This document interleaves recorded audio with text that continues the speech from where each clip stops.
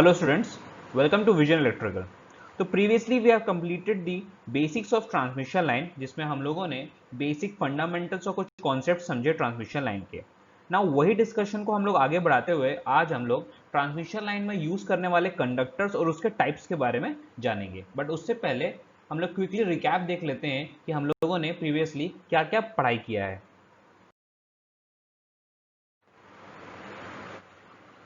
तो प्रीवियसली हम लोगों ने स्टार्ट किया था ट्रांसमिशन लाइन से, बड़ा बेसिक से स्टार्ट किया था। ट्रांसमिशन लाइन के डेफिनेशन को समझा, ठीक है, बस के बारे में थोड़ा सा समझा। देन फाइनली हम लोग ने ट्रांसमिशन लाइन के मटेरियल के बारे में डिस्कशन किया और कंक्लूड किया कि हम लोग कौन सा मटेरियल यूज़ करने वाले हैं, एल्यूमिनियम यूज़ करने वाले हैं। फिर ट्रांसमिशन लाइन के अंदर ही हम लोगों ने क्लासिफिकेशन देखा, डिफरेंट वोल्टेजेस के लेवल के अकॉर्डिंगली कैसे ट्रांसमिशन लाइन को क्लासीफाई किया जाता है। अब ये हाई वोल्टेज के अंदर क्लासिफिकेशन के अंदर हम लोगों ने ये समझा कि ये हाई वोल्टेज की ज़रूरत क्यों पड़ रही है। तो इसके हम लोगों ने क्या जाने, एडवांटेजेस जाने, प्लस इसके लिमिटेशंस को भी समझा। फिर आगे बढ़ते हुए हम लोगों ने इकोनॉमिक्स के बारे में कुछ चर्चा की। इकोनॉमिक्स मतलब कौन सा ऑप्टिमम रहेगा, ऑप्टिमम चॉइस ऑफ वोल्टेज, कौन सा वोल्टेज हम लोगों के लिए सही रहेगा, उसके बारे में एक एम्पेरिकल फॉर्मूला का डिस्कशन हुआ। एंड फाइनली चॉइस ऑफ एक और हम लोगों ने समझा, वो था आपका कंडक्टर साइज। कैसा कंडक्टर चूज करें, क्या साइज रहे, जिसमें हम लोग केल्विन्स लॉ को डिस्कस करते हैं। तो हम लोग आज के डिस्कशन में conductors and its types discuss करने वाले हैं। Conductors and its types discuss करने वाले हैं कि बहुत सारे वैरायटी ऑफ कंडक्टर्स अवेलेबल है, कौन सा कंडक्टर ट्रांसमिशन लाइन के लिए बेस्ट सूटेबल है, वो हम लोग यहाँ पर आज डिस्कस करेंगे।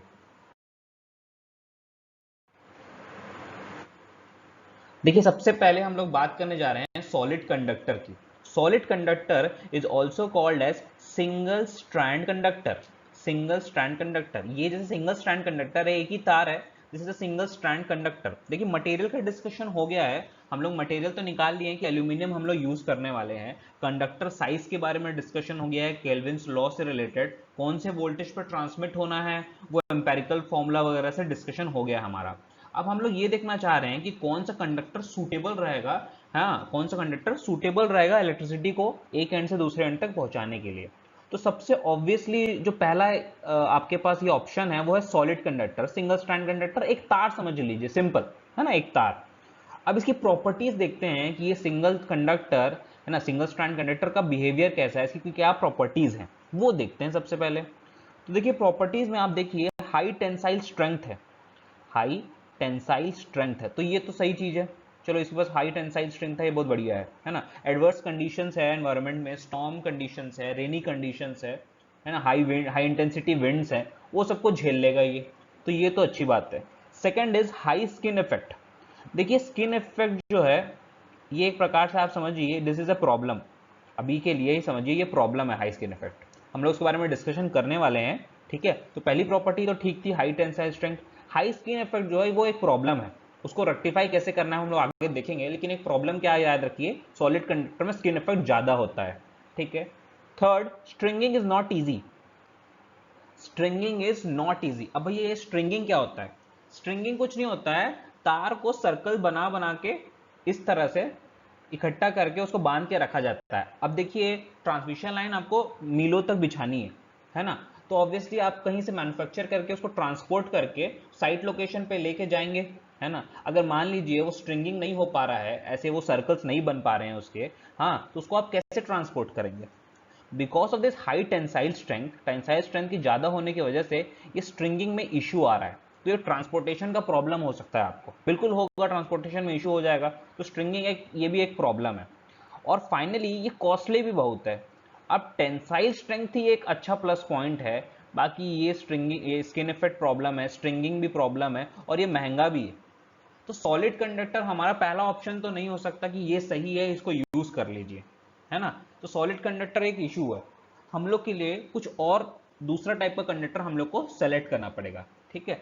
अब सेलेक्ट करने से पहले हम लोग ये जानते हैं कि ये हाई स्किन इफेक्ट के कारण जो इशू आ रहा है वो क्या है है ना। तो स्किन इफेक्ट को समझते हैं पहले कि ये स्किन इफेक्ट क्या होता है, फिर नेक्स्ट कंडक्टर की बात करेंगे। So what is skin effect? So the tendency of alternating current to concentrate near the surface of a conductor is known as skin effect। मतलब जब ऑल्टरनेटिंग करंट यानी कि AC एक सॉलिड कंडक्टर से flow होता है तो वो कंडक्टर में यूनिफॉर्मली डिस्ट्रीब्यूट नहीं होता है। ठीक है, कंडक्टर में यूनिफॉर्मली डिस्ट्रीब्यूट नहीं होता है, वो कंडक्टर के आउटर सरफेस का यूज करके फ्लो करता है। इसी इफेक्ट को स्किन इफेक्ट कहते हैं। आप इस डायग्राम में दे सकते हैं, ये जो सॉलिड कंडक्टर है दिस वन, ये सॉलिड कंडक्टर है ना, ये सॉलिड कंडक्टर है। जब AC यानी कि ऑल्टरनेटिंग करंट जब पास होता है तो वो सेंटर वाले पोर्शन को ना यूज करके कंडक्टर के स्किन या आउटर सरफेस का यूज करके करंट जो है फ्लो होता है। इसी इफेक्ट को हम लोग क्या करते हैं, स्किन इफेक्ट कहते हैं।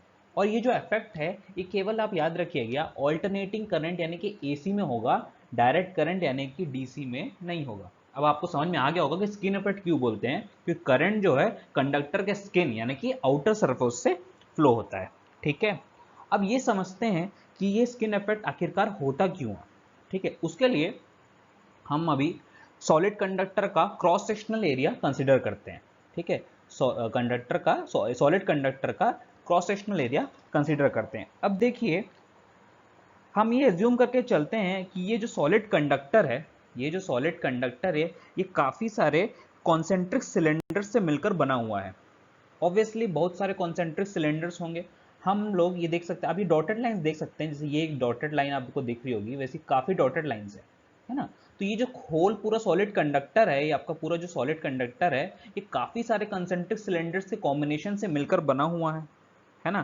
तो बेटर अंडरस्टैंडिंग के लिए हम लोग यहाँ 5 कंसेंट्रिक सिलेंडर्स कंसिडर कर रहे हैं। ठीक है, उसको नेमिंग कर देते हैं अपन। ठीक है, सेंटर से देखिए, एक ये कंसेंट्रिक सिलेंडर आप देखिए, ये कंसेंट्रिक सिलेंडर है, देन ये सेकंड है, दिस वन इज थर्ड, है ना, then this is fourth and this outer one is fifth. तो ऐसे बहुत सारे कॉम्बिनेशंस होंगे, काफ़ी कॉम्बिनेशंस होंगे, उसमें ये हम लोग केवल 5 को कंसिडर करते हैं समझने के लिए। ठीक है, अब देखिए, जब AC पास होगा, ठीक है, इस सॉलिड कंडक्टर से AC पास होगा तो every concentric cylinder will carry current. ठीक है, हर कॉन्सेंट्रिक सिलेंडर करंट को कैरी करेगा, और करंट जब कैरी कर रहा है तो क्या होगा, फ्लक्स प्रोड्यूस होगा। अब ये फ्लक्स क्या करेगा, एक दूसरे से लिंक होगा, ये मैग्नेटिक फ्लक्स लिंकेजेस हो रहे हैं। ठीक है, starting from concentric cylinder number 1 to 2 3 4 5 सब में मैग्नेटिक फ्लक्स लिंकेजेस होगा। अब पॉइंट नोट करने की बात यह है कि जो सेंटर है इस एरिया में, सेंटर वाले पोर्शन में मैग्नेटिक फ्लक्स लिंकेजेस ज़्यादा होगा एज कंपेयर टू सरफेस।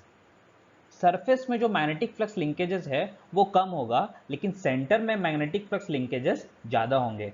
ऐसा क्यों होगा, आप ये जानते ही होंगे, अगर किसी सिलेंडर की बात करें हम लोग तो मैग्नेटिक फ्लक्स लिंकेजेस जो है या मैग्नेटिक फील्ड डेंसिटी बोलें, वो इंटरनली रहती है, आउटसाइड जो है वो लिंक नहीं होता है कि नहीं, इंटरनली होता है, आउटसाइड नहीं होता है। अब देखिए, नंबर 1 को कंसिडर करिए, मैग्नेटिक फ्लक्स लिंकेज नंबर 1 को किस किस का इफेक्ट पड़ रहा है, ये 1 का, 2 का मैग्नेटिक फ्लक्स लिंकेज 1 के साथ लिंक करेगा, 3 का भी 1 के साथ लिंक करेगा, 4 का भी 1 के साथ लिंक करेगा, और 5 का भी 1 के साथ लिंक करेगा, और ये 2 का भी कर रहा है। ठीक है, तो सेंटर पे यहाँ इस पोर्शन में मैग्नेटिक फ्लक्स लिंकेजेस बहुत ज़्यादा है। ठीक है, वैसे ही 2 में भी ज़्यादा रहेगा, 3 में भी ज़्यादा रहेगा एज कंपेयर टू सरफेस में मैग्नेटिक फ्लक्स लिंकेजेस कम होगा एज कंपेयर टू सेंटर। ठीक है, अब देखिए, जैसे जैसे हम लोग 1 से 5 की ओर बढ़ रहे हैं, यानी कि सेंटर से सरफेस की तरफ बढ़ रहे हैं, तो जो मैग्नेटिक फ्लक्स लिंकेजेस हैं, इसको लैम्डा से रिप्रेजेंट कर रहे हैं, मैग्नेटिक फ्लक्स लिंकेजेस जो हैं वो कम होते जा रहे हैं, है ना। जैसे जैसे हम लोग नंबर 1 से नंबर 5 की तरफ बढ़ रहे हैं तो मैग्नेटिक फ्लक्स लिंकेजेस क्या होते जा रहा है, कम होते जा रहा है। सेकंड पॉइंट ये है कि जो इंडक्टेंस होता है, सेल्फ इंडक्टेंस की बात करें L, वो किसके प्रोपोर्शनल होता है, मैग्नेटिक फ्लक्स लिंकेजेस की तरफ प्रोपोर्शनल होता है।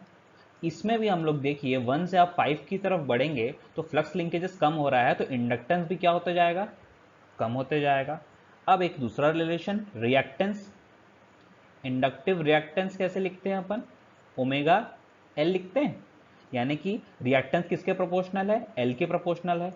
इस केस में भी 1 से अगर आप 5 की तरफ जाएंगे तो इंडक्टेंस कम हो रहा है तो रिएक्टेंस भी क्या होगा, कम होगा। यानी कि अगर हम लोग सेंटर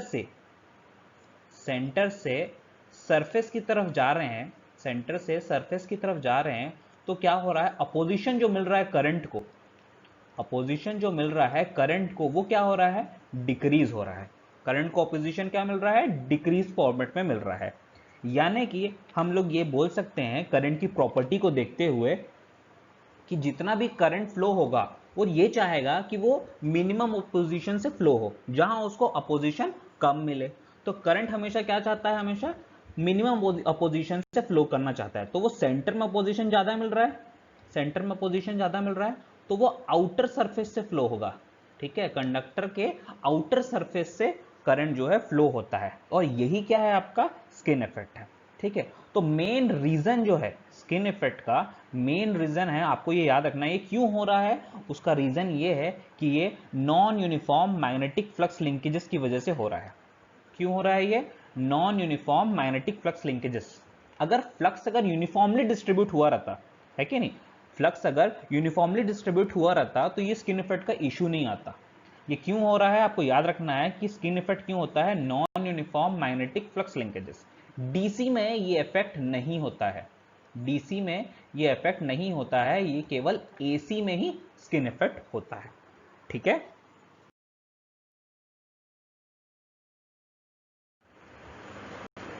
अब ये देखते हैं कि स्किन इफेक्ट किन किन पैरामीटर्स पर डिपेंड करता है। ठीक है, सबसे पहला जो फैक्टर है नंबर 1 इज आपका है नेचर ऑफ द मटेरियल।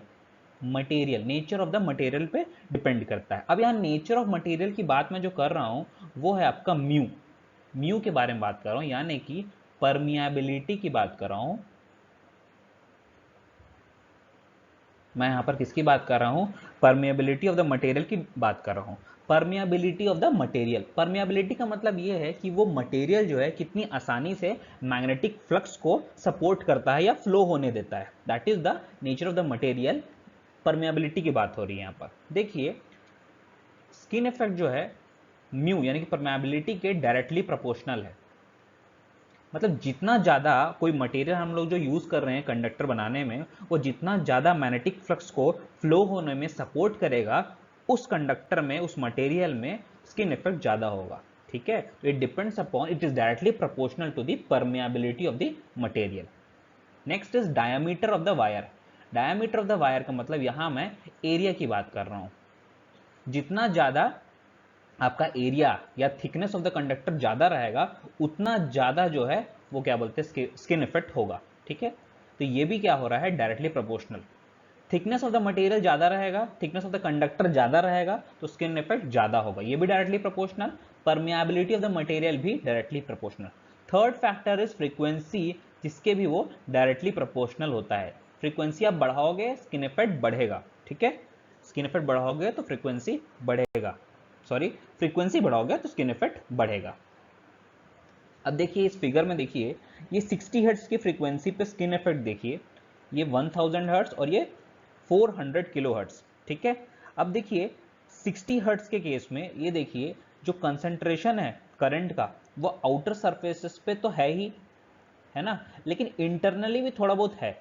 इतना भी ज़्यादा आउटर सरफेस पे वो डिपेंड, मतलब कंसंट्रेट नहीं कर रहा है, आउटर सरफेस पे कंसंट्रेट नहीं कर रहा है, थोड़ा बहुत कर रहा है। जैसे मैंने फ्रीक्वेंसी को बढ़ाया, आप देखिए सेंटर पे करंट गायब हो गया है। ठीक है, मोस्टली करंट कहाँ आ गया है, आउटर सरफेस पे आ गया है। फ्रीक्वेंसी को हमने और बढ़ाया, फ्रीक्वेंसी को और बढ़ाया, तो फिर क्या हो गया, फिर से सेंटर पे करंट और गायब हो चुका है, और कहां पर आ गया है, आउटर सरफेस पे। Outer surface of the conductor पे क्या आ चुका है, करंट आपका आ चुका है।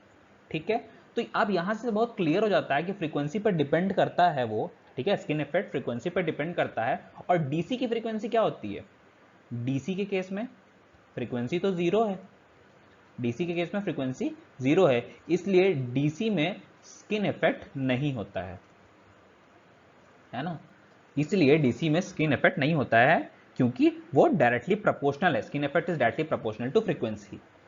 दो फैक्टर और हैं, शेप ऑफ द वायर और इलेक्ट्रिकल क्रॉस सेक्शनल एरिया, इसको हम लोग आगे डिस्कस करेंगे। अभी आप ये याद रखिए, ये आप नोट कर लीजिए अपने नोट्स में, ये नोट कर लीजिए कि skin effect is directly proportional to A F mu. ये आपको एग्जामिनेशन में हेल्प करेगा। कभी पूछेगा फ्रीक्वेंसी बढ़ रही है तो क्या होगा, फ्रीक्वेंसी कम हो रही है तो क्या होगा, आप स्किन इफेक्ट बता सकते हैं ए एफ और म्यू, म्यू यानी परमेबिलिटी। ठीक है, देखिए हम लोगों ने स्किन इफेक्ट जान लिया कि होता क्या है, स्किन इफेक्ट कैसे होता है और किन फैक्टर्स पे डिपेंड करता है। अब ये स्किन इफेक्ट प्रॉब्लमेटिक क्यों है, क्यों ये एक डिसएडवांटेज है, ये समझते हैं। देखिए आप दो कंडक्टर देख सकते हैं यहाँ पर, बोथ आर सॉलिड कंडक्टर्स, दोनों सॉलिड कंडक्टर्स है। देखिए इस केस में, देखिए पहले वाले केस में ये जो है डीसी सप्लाई के लिए है, पहले में हमने क्या किया है डीसी सप्लाई दिया है, और दूसरे वाले केस में हम लोग ने एसी सप्लाई दिया है 50 हर्ट्ज, एसी सप्लाई दिया है 50 हर्ट्ज की एसी सप्लाई दी है।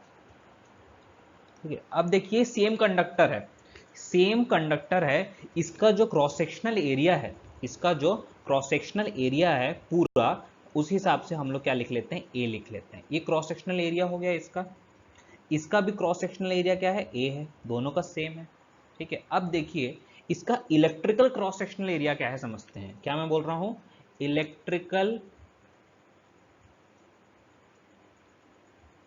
क्रॉस सेक्शनल एरिया, जिसको हम लोग कैपिटल ए से डिनोट करने वाले हैं, इलेक्ट्रिकल क्रॉस सेक्शनल एरिया, इसको इफेक्टिव क्रॉस सेक्शनल एरिया भी बोलते हैं। इफेक्टिव क्रॉस सेक्शनल एरिया का मतलब ये होता है कि area through which current flows. ठीक है, area through which current flows, मतलब करंट जो एरिया का यूज करके फ्लो होता है उसको हम लोग क्या बोल रहे हैं, इलेक्ट्रिकल क्रॉस सेक्शनल एरिया। अब डीसी सप्लाई के अंदर स्किन इफेक्ट नहीं होता, कोई इश्यू नहीं होता, यहां पर जो करंट है वो प्रॉपरली यूनिफॉर्मली डिस्ट्रीब्यूट होकर फ्लो होता है। ठीक है, पूरा यूज करके फ्लो होता है। तो यहां पर इलेक्ट्रिकल क्रॉस सेक्शनल एरिया और फिजिकल क्रॉस सेक्शनल एरिया दोनों क्या होगा, सेम होगा। ठीक है, इलेक्ट्रिकल क्रॉस सेक्शनल एरिया और फिजिकल क्रॉस सेक्शनल एरिया दोनों क्या होगा, सेम होगा। लेकिन एसी सप्लाई में ऐसा नहीं है। ठीक है, फिजिकल क्रॉस सेक्शनल एरिया तो ए है, लेकिन electrical cross sectional area small A नहीं है। कैसे, आप देख सकते हैं यहां पर करंट जो है वो सेंटर में ना फ्लो होकर आउटर सरफेस में फ्लो हो रहा है कि नहीं, आउटर सरफेस पे फ्लो हो रहा है। और क्लियरली आप देख सकते हैं कि कैपिटल ए यानी कि इलेक्ट्रिकल क्रॉस सेक्शनल एरिया जो है वो स्मॉल ए से क्या है, छोटा है कि नहीं, इलेक्ट्रिकल क्रॉस सेक्शनल एरिया क्या हुआ, छोटा हुआ। ठीक है, अब देखिए आर का रिलेशन हम लोग को क्या पता है, R is equal to rho L by A. ठीक है, अब देखिए यहां पर आर डीसी, डीसी सप्लाई में रेजिस्टेंस कितना आ रहा है, देखिए R rho sorry R D C is equal to rho L by ए।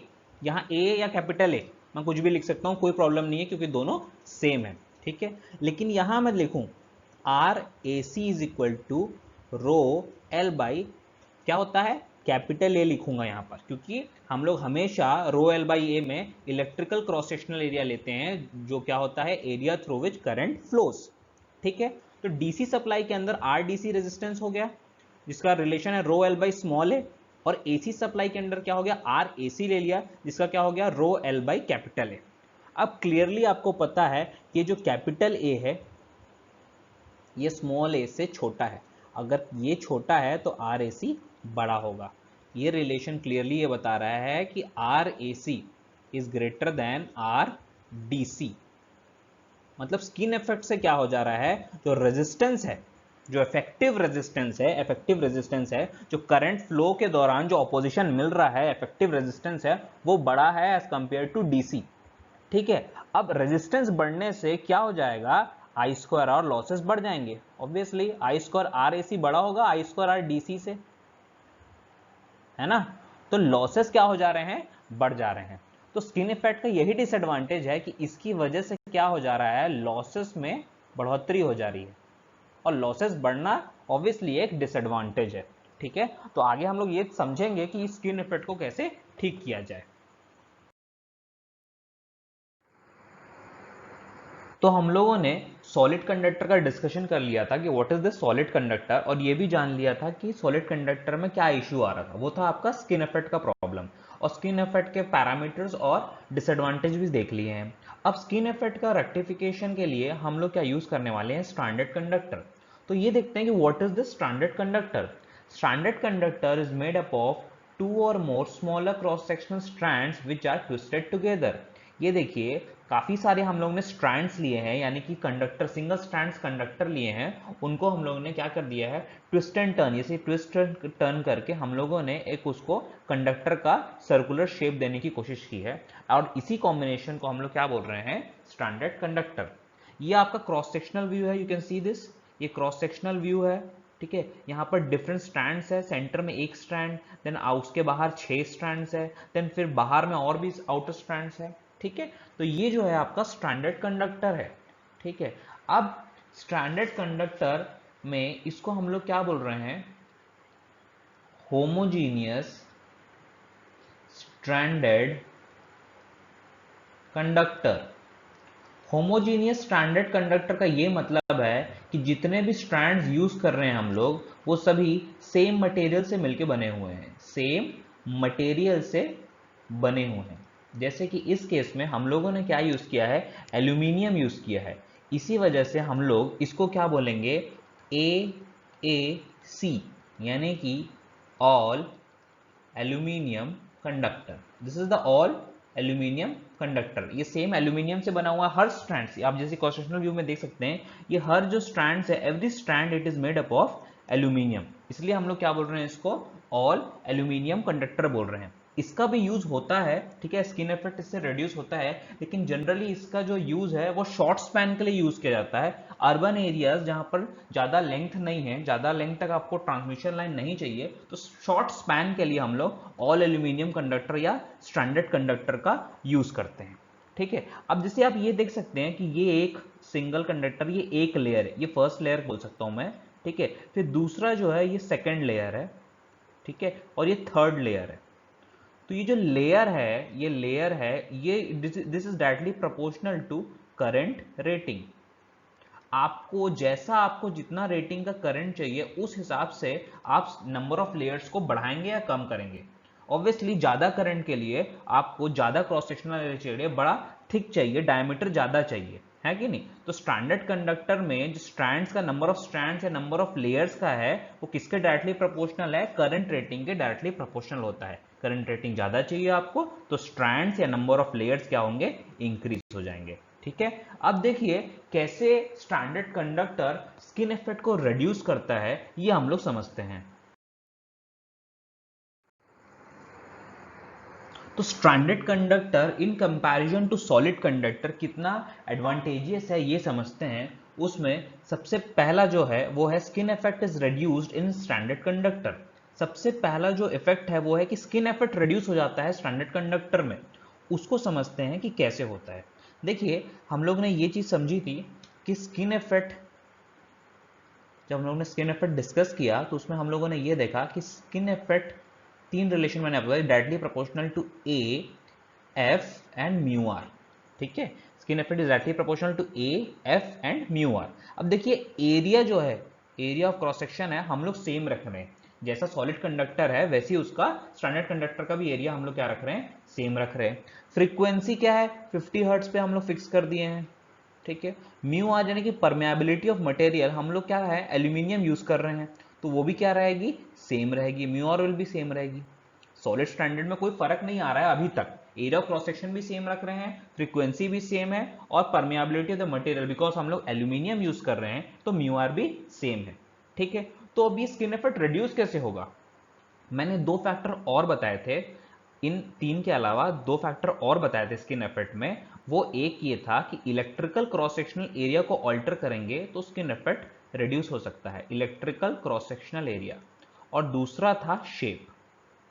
तो हम लोगों ने शेप तो बदल दिया, आप देखिए इस फिगर को देखिए, यहां पर हम लोग ने क्या किया है, शेप को तो बदल दिया है, क्योंकि यहाँ डिफरेंट डिफरेंट स्ट्रैंड्स यूज कर रहे हैं हम लोग, डिफरेंट डिफरेंट स्ट्रैंड्स यूज कर रहे हैं, तो शेप तो हम लोगों ने बदल दिया है। अब बदलना क्या है, इलेक्ट्रिकल क्रॉस सेक्शनल एरिया, इसको हम लोग ऑल्टर करके स्किन इफेक्ट को रिड्यूस कर सकते हैं। कैसे, आप देखिए ये सॉलिड कंडक्टर है, सॉलिड कंडक्टर में करंट जो है वो आउटर सरफेस पे कॉन्सेंट्रेटेड है, लेकिन मिडिल सेंटर पार्ट में कोई करंट नहीं है, ठीक है। लेकिन स्ट्रैंडेड के केस में आउटर सरफेस के अलावा सेंटर में भी करंट जो है कंसंट्रेटेड है। As compare to solid, standard conductor में करंट क्या हो रहा है, ज्यादा फ्लो हो रहा है, ये फिगर से आपको दिख ही रहा होगा। इसका मतलब ये है कि अगर मान लीजिए मैं इसका इलेक्ट्रिकल क्रॉस सेक्शनल एरिया को मैं ए स्ट्रैंडेड के हिसाब से डिनोट करूं और इसको मैं ए सॉलिड के हिसाब से डिनोट करूं, ठीक है। मतलब ए सॉलिड यानी करंट को कितना एरिया मिल रहा है फ्लो करने के लिए, तो वो ये एरिया हो गया, आउटर वाला एरिया हो गया, आउटर एरिया हो गया। और स्ट्रैंडेड वाले के केस में क्या है, काफी एरिया मिल रहा है उसको। तो क्लियरली आपको ये दिख रहा होगा कि ए स्ट्रैंडेड जो है ए सॉलिड के मुकाबले ज्यादा है। तो ए स्टैंडर्ड बढ़ गया, यानी कि इलेक्ट्रिकल क्रॉस सेक्शनल एरिया हमने क्या कर दिया है, बढ़ा दिया है। तो R is equal to rho L by A के हिसाब से ये बढ़ गया, यानी कि R कम हो गया। अब R कम हो गया, इसकी वजह से क्या हो जाएगा, लॉसेस क्या हो जाएंगे, कम हो जाएंगे। अल्टीमेटली पॉइंट ये है बोलने का कि हम लोगों ने क्या किया है, इलेक्ट्रिकल क्रॉस सेक्शनल एरिया को बढ़ा दिया है एंड फाइनली स्किन इफेक्ट को रिड्यूस कर दिया है, ठीक है। ये देखिए स्किन इफेक्ट, यहां पर एरिया जो है स्टैंडर्ड का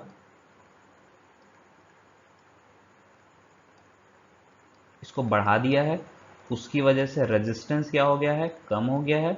उसकी वजह से क्या हो गया है, लॉसेस जो हो गए हैं वो कम हो गए हैं।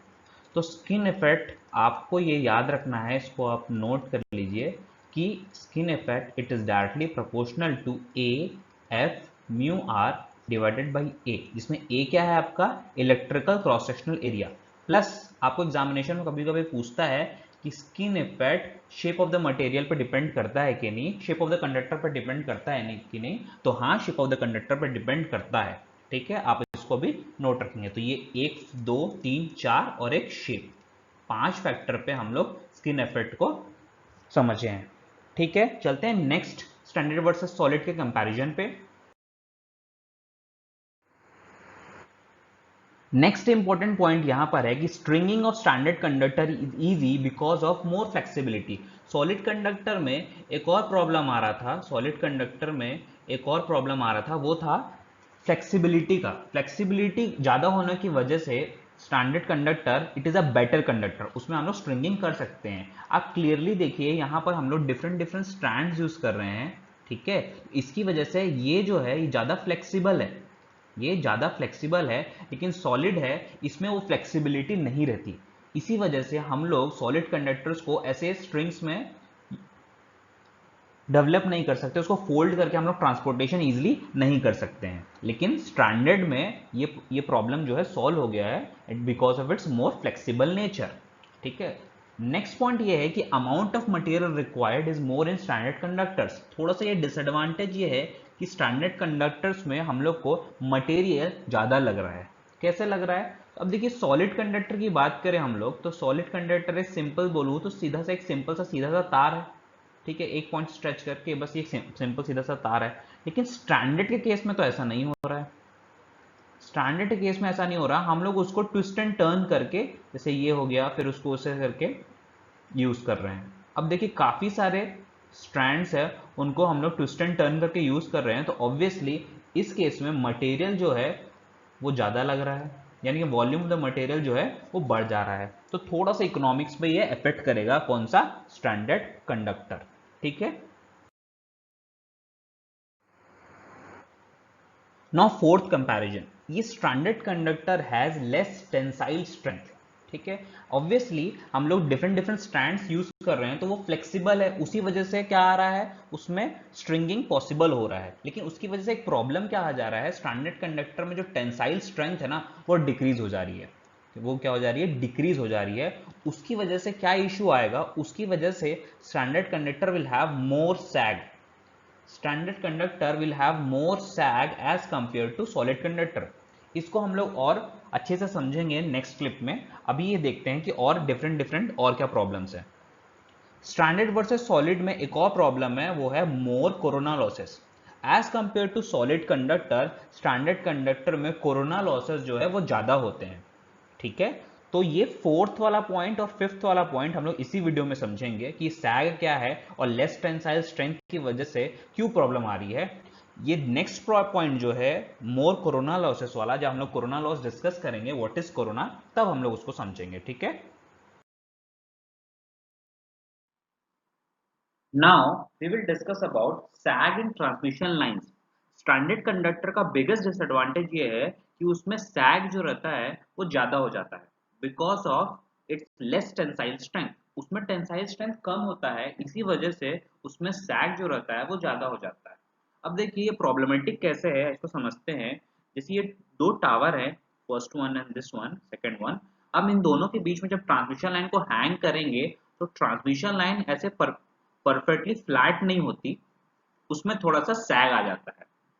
ये जो है अगर इस लाइन से हम लोग ये देखिए, दिस इज कॉल्ड एज सैग, ठीक है। अब ये देखिए अगर नीचे का कोई ट्रीज है या कोई हाउस है तो उससे जो डिस्टेंस है उसको हम लोग क्या बोल रहे हैं, क्लियरेंस बोल रहे हैं, ठीक है। और इसी पॉइंट को अगर मैं एक्सटेंड कर दूं नीचे तक तो this one is called as ground clearance, ये ग्राउंड क्लियरेंस।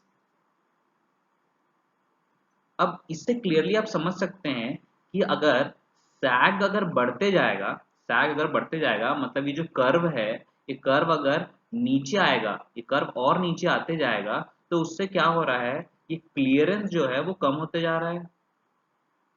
ये क्लियरेंस जो हो रहा है वो कम होते जा रहा है, यानी कि सेफ्टी जो है वो डिक्रीज होते जा रही है।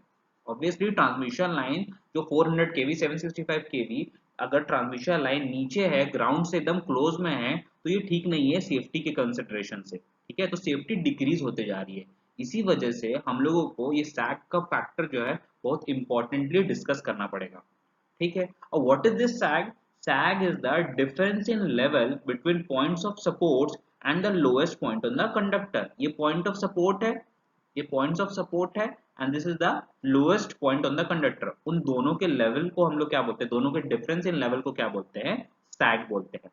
अब sag का relation जानते हैं, sag is equal to होता है WL square divided by 8T। इसी रिलेशन से सब कुछ समझ में आएगा आपको। सैग का रिलेशन आपको याद रखना है एग्जामिनेशन पॉइंट ऑफ व्यू से भी, sag is equal to W L square divided by 8T।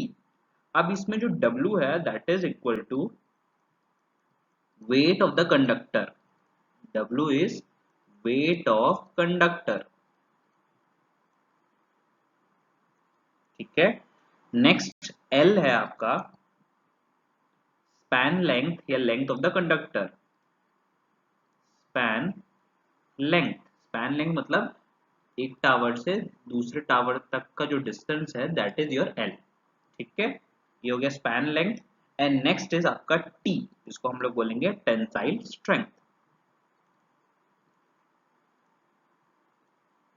अब क्लियरली आप देख सकते हैं कि सैग और टेंसाइल स्ट्रेंथ एक दूसरे की इनवर्सली प्रोपोर्शनल है और स्ट्रैंडेड कंडक्टर में टेंसाइल स्ट्रेंथ क्या है, कम है, इसी वजह से सैग जो है ज्यादा है, ठीक है। तो हम लोगों को क्या करना है कि सैग को डिक्रीज करना है। सैग को डिक्रीज करोगे तभी जाके क्लियरेंस बढ़ेगा और सेफ्टी बढ़ेगी, है ना। सैग को अगर हम लोग बढ़ाएंगे, सैग को अगर हम लोग बढ़ाएंगे तो उसकी वजह से क्या हो रहा है, सेफ्टी डिक्रीज हो रहा है। तो हम लोग कैसे भी करके सैग को डिक्रीज करना है। अब वो समझते हैं कि कैसे हम लोग सैग को डिक्रीज कर सकते हैं। अब रिलेशन को देखिए, इसी से समझ में आ जाएगा। सैग को हम लोग को डिक्रीज करने के लिए क्या करना पड़ेगा, सैग को डिक्रीज करने के लिए तीन ऑप्शन है। डब्ल्यू को बढ़ाएं, सॉरी डब्ल्यू को कम करें, एल को कम करें या फिर टी को बढ़ाएं। तीन ऑप्शन है, वेट ऑफ द कंडक्टर को डिक्रीज करें, स्पैन लेंथ को डिक्रीज करें या टेंसाइल स्ट्रेंथ को क्या करें, बढ़ाएं। अब मान लीजिए देखिए वेट ऑफ द कंडक्टर को तो डिजाइनिंग में हो जाता है, वो डिजाइनिंग के एस्पेक्ट्स में ही हो जाता है कि भाई वो डिजाइन हो चुका है, अब उसको वेट ऑफ द कंडक्टर जो है जैसा है वैसी है, ठीक है। अब हम लोग एल की बात करें, स्पैन लेंथ की बात करें, अगर स्पैन लेंथ अगर हम लोग उसका कम करते हैं, यानी कि दो टावर के बीच में जो लेंथ है उसको अगर हम लोगों को कम करना है तो हम लोगों को क्या करना पड़ेगा, यहाँ मान लीजिए एक और टावर लगाना पड़ेगा, ठीक है। तभी कुछ हो सकता है, एक और टावर लगाना पड़ेगा, मतलब अमाउंट ऑफ टावर हम लोग को बढ़ाना पड़ेगा। तो इसकी वजह से डेफिनेटली कॉस्ट क्या होगा, बढ़ जाएगा। तो ये ऑप्शन तो आप लोग नहीं कर सकते, ठीक है। अब देखिए क्लियरेंस, आप देख सकते हैं क्लियरेंस जो देख सकते हैं, अगर इसको हम लोग को बढ़ाना है क्लियरेंस को, तो एक आइडिया तो ये भी है कि टावर की हाइट को बढ़ा देते हैं।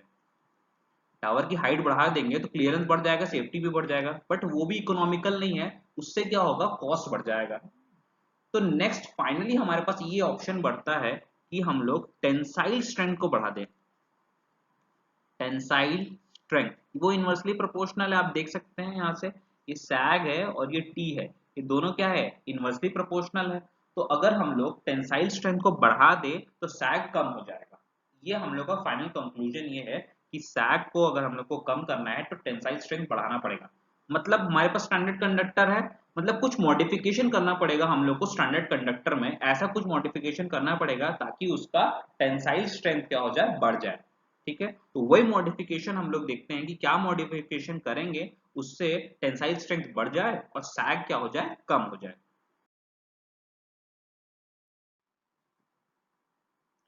कंपोजिट स्ट्रैंडेड कंडक्टर, तो स्ट्रैंडेड कंडक्टर का मॉडिफिकेशन हम ऐसे कर रहे हैं कि कंपोजिट स्ट्रैंडेड कंडक्टर यूज कर रहे हैं। कंपोजिट स्ट्रैंडेड कंडक्टर क्या होता है, it is the composition of different metal conductors placed in a single strand. अब हम लोग अब इसका डिजाइन देखते हैं। सेम स्टैंडर्ड कंडक्टर है, सेम स्टैंडर्ड कंडक्टर, आप देखिए यहाँ भी हम लोगों ने स्ट्रैंड्स यूज किए हैं, 1 2 3 4 5 और 6 स्ट्रैंड्स थे एल्यूमिनियम के, उसके बीच में हम लोगों ने एक स्टील का स्ट्रैंड इंसर्ट कर दिया है। स्टैंडर्ड कंडक्टर जो था एल्यूमिनियम से जो बना हुआ था, उसी में सेंटर में मिडिल में हम लोगों ने क्या यूज किया है, ये स्टील स्ट्रैंड यूज किया है, this one steel strand use कर दिया है। अब स्टील का स्ट्रैंड यूज करने से क्या हो जा रहा है, उसकी जो टेंसाइल स्ट्रेंथ है, टेंसाइल स्ट्रेंथ है वो बढ़ जा रही है। टेंसाइल स्ट्रेंथ बढ़ने से क्या हो जा रहा है, सैग जो है डिक्रीज हो जाएगा। सैग जो है डिक्रीज हो जाएगा, अल्टीमेटली सैग जब डिक्रीज हो जाएगा तो क्लियरेंस क्या हो जाएगा, बढ़ जाएगा, और सेफ्टी भी है वो भी बढ़ जाएगी। ठीक है, तो आउटर स्ट्रैंड्स में हम लोगों ने क्या यूज किया, this is the outer strands, outer layer है, यहाँ पर हम लोगों ने एल्यूमिनियम का यूज किया है। और इनर स्ट्रैंड्स में हम लोगों ने क्या यूज किया है, स्टील का स्ट्रैंड यूज किया है। इसी वजह से हम लोग इसको क्या बोलते हैं, एल्यूमिनियम कंडक्टर स्टील रिइंफोर्स, यानी कि ACSR कंडक्टर। इसको क्या बोलते हैं हम लोग, एल्यूमिनियम कंडक्टर स्टील रिइंफोर्स्ड। एक दूसरा भी डायग्राम आप लोग देखिए, जैसे ये देख सकते हैं अपन, एल्यूमिनियम कंडक्टर स्टील रिइंफोर्स्ड, यहाँ पर 2 लेयर है स्टील के, ये एक सिंगल, फिर ये एक और लेयर है स्टील का, देन 3 लेयर आप देख सकते हैं एल्यूमिनियम के। ये भी एक बिगर क्रॉस सेक्शनल एरिया है ACSR कंडक्टर का। तो by using this ACSR conductor हम लोग क्या कर रहे हैं, टेंसाइल स्ट्रेंथ को बढ़ा दे रहे हैं, और क्या मिल जा रहा है हम लोग को, सैग जो है डिक्रीज हो जा रहा है। तो आपको ये समझ में आ गया होगा कि कैसे हम लोग स्टैंडर्ड कंडक्टर में टेंसाइल स्ट्रेंथ बढ़ा सकते हैं by using a steel strands in the centre. ठीक है। Now ACSR conductor stands for aluminium conductor steel reinforced। Aluminium conductor का यूज कर रहे हैं हम लोग, स्टैंडर्ड कंडक्टर का, जिसमें हम लोग क्या कर रहे हैं, स्टील को रिइंफोर्स कर रहे हैं। अब इसका रिप्रेजेंटेशन देखते हैं कि ACSR कंडक्टर को रिप्रेजेंट कैसे किया जाता है या लिखा कैसे जाता है। रिप्रेजेंटेशन के लिए हम लोग यूज करते हैं ये वाला terminology ACSR x by y, जिसके अंदर हम लोग x को क्या बोलेंगे, नंबर ऑफ स्टील स्ट्रैंड्स, और y को बोलेंगे number of aluminium strands. y को क्या बोलेंगे, number of aluminium strands. Example के तौर पे आप ये देखिए, इसमें एक स्टील स्ट्रैंड है और एल्यूमिनियम के कितने स्ट्रैंड्स है इसमें, 1 2 3 4 5 एंड 6। तो इसका रिप्रेजेंटेशन कैसे होगा, ACSR 1/6। तो क्लियरली इसमें समझ में आ जाएगा आपको कि यहाँ पर ACSR 1/6 का ये मतलब है कि एक इसमें स्टील स्ट्रैंड्स है और 6 आपके एल्यूमिनियम स्ट्रैंड्स है। अब एग्जांपल के तौर पे अगर आपको ये दिखा जाए कि ACSR 7/54 है, 7/54 है, तो यहाँ से आपको क्लियर हो जाएगा कि यहाँ पर 7 क्या है, आपके स्टील स्ट्रैंड्स है, और 54 क्या है, आपके एल्यूमिनियम स्ट्रैंड्स है ना। तो तो ये उसका रिप्रेजेंटेशन हो गया कि उसको रिप्रेजेंट कैसे करते हैं। अब ये समझते हैं कि how to decide the number of layers और नंबर ऑफ स्ट्रैंड्स। ये नंबर ऑफ स्ट्रैंड्स और नंबर ऑफ लेयर्स को हम लोग कैसे डिसाइड करते हैं ये समझते हैं। अब नंबर ऑफ स्ट्रैंड्स के लिए आपको ये रिलेशन याद रखना है, number of strands is equal to 3x square minus 3x plus 1। ये सब एग्जामिनेशन के पॉइंट ऑफ व्यू से मैं समझा रहा हूँ कि नंबर ऑफ स्ट्रैंड्स के लिए एक रिलेशन है 3x square minus 3x plus 1। इसमें x क्या है, नंबर ऑफ लेयर, x क्या है, नंबर ऑफ लेयर्स। अब एक एक करके देखते हैं। जैसे मान लीजिए x इज इक्वल टू 1 है, यानी कि एक ही लेयर है, एक कंडक्टर है, एक ही लेयर है। इसमें रिलेशन क्या आ जा रहा है, नंबर ऑफ स्ट्रैंड्स का रिलेशन कितना आ जा रहा है, 3x square minus 3x plus 1 करेंगे तो कितना आ जाएगा, 3 माइनस x की जगह 1 रखिए, 3 माइनस 3 प्लस 1 कितना आ जा रहा है, 1 आ जा रहा है। ठीक है। अब जैसे इस केस में देखिए, इसमें दो लेयर है, यानी कि x इज इक्वल टू 2 है, तो x इज इक्वल टू 2 है, तो यहाँ पर नंबर ऑफ स्ट्रैंड्स कितने आ जा रहे हैं वो रिलेशन आप रखिए, 3 इंटू 4 माइनस 3 इंटू 2 प्लस 1, यहाँ पर कितना आ जा रहा है, 7। ये नंबर ऑफ स्ट्रैंड्स है, कितने आ रहे हैं, 7। तो क्लियरली 7 आ रहे हैं कि नहीं, ये 1 प्लस 6, तो ये 7 कैसे आ जा रहा है, 1 प्लस 6 आ जा रहा है ना, 7 स्ट्रैंड्स यूज करने वाले हैं। सिमिलरली अगर x इज इक्वल टू 3 है, x इज इक्वल टू 3 है, तो वहां पर नंबर ऑफ स्ट्रैंड्स कितने आ जाएंगे, यहाँ देखिए x की जगह 3 सब्स्टिट्यूट कीजिए, 3 इंटू 9 माइनस 3 इंटू 3 प्लस 1 कितना आ जाएगा, 19 आ जाएगा। यानी कि इसको कैसे लिख सकते हैं, 1 प्लस 6 प्लस 12। ये वाला फिगर देखिए आप, इसमें आप देखिए ये 3 लेयर है, यहाँ पर 3 लेयर है, तो ये 1 आ गया स्टील स्ट्रैंड। फिर यहाँ आप काउंट करिए 1 2 3 4 5 एंड 6। आप इसको यहाँ से आप काउंट करेंगे तो ये जो है 1 2 3 4 5 6 7 8 9 10 11 एंड 12। तो यहाँ से आपको ये समझ में आएगा कि नंबर ऑफ स्ट्रैंड्स कैसे निकाले। अगर आपको नंबर ऑफ लेयर्स पता है, 3 लेयर है तो कितने स्ट्रैंड्स होंगे उस हिसाब से आप कैलकुलेट कर सकते हैं। 3x square minus 3x plus 1 का रिलेशन लगाइए, आपको पता चल जाएगा कि कितने स्ट्रैंड्स होंगे। ठीक है, तो ये रिलेशन ऐसे ही चलेगा, 1 plus 6 plus 12 plus 18 plus 24 plus 36 plus ऐसे ऐसे सो ऑन चलेगा। ठीक है, अब एक इंपॉर्टेंट पॉइंट और नोट कर लेते हैं, वो है डायमीटर। डायमीटर कैसे निकालते हैं वो भी समझ जाते हैं कि डायमीटर कैसे निकालेंगे। क्या निकालना है हमको, डायमीटर ऑफ ACSR कंडक्टर। ये जो कंडक्टर है, ये वाला जो कंडक्टर है या ये कंडक्टर है, इसका डायमीटर कैसे निकालना है उसका रिलेशन समझते हैं। हाउ टू कैलकुलेट, कि डायरेक्टली एक नंबर का क्वेश्चन आता है कि डायमीटर ऑफ ACSR कंडक्टर का रिलेशन क्या है। डायमीटर ऑफ ACSR कंडक्टर, अब जैसे मान लीजिए एक स्ट्रैंड का जो डायमीटर है, एक सिंगल स्ट्रैंड का डायमीटर है, उसका जो हम लोग रिलेशन ये लिख लेते हैं कि स्ट्रैंड का डायमीटर मान लीजिए स्मॉल डी है, एक स्ट्रैंड का डायमीटर स्मॉल डी है। मतलब ये देखिए, ये छोटा सा जो स्ट्रैंड है स्टील का, इसका जो डायमीटर है ये आप सपोज कर लीजिए डी है।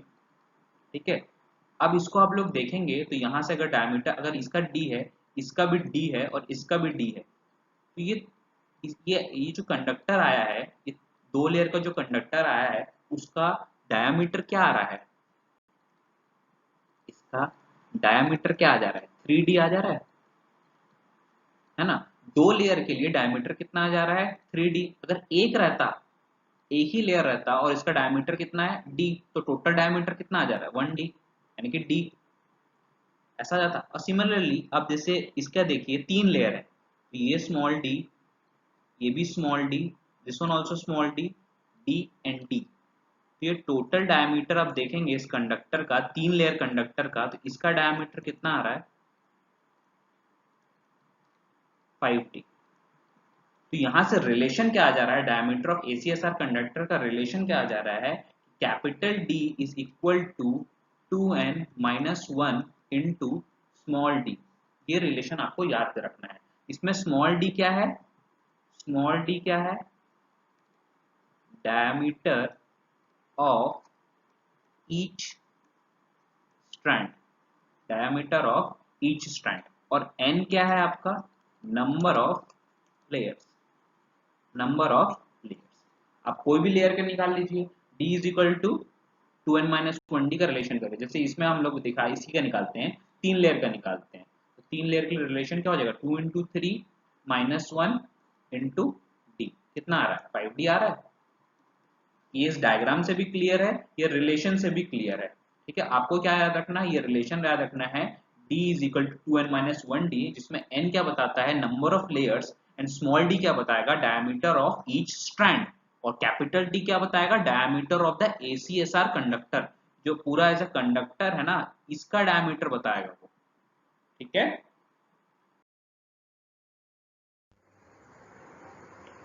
नो ACSR कंडक्टर ने तो टेंसाइल स्ट्रेंथ का जो प्रॉब्लम था वो तो रिजॉल्व कर दिया था, बट ACSR कंडक्टर ने स्टिल कोरोना लॉसेस का जो प्रॉब्लम था उसको रिजॉल्व नहीं किया है। बेसिकली कोरोना लॉस हम लोग बाद में डिस्कस करने वाले हैं, बट स्टिल यहाँ पर बात आई है तो हम ये जानते हैं कि corona losses they are directly proportional to electric field intensity. Corona losses is directly proportional to electric field intensity, and electric field intensity is inversely proportional to radius of the conductor.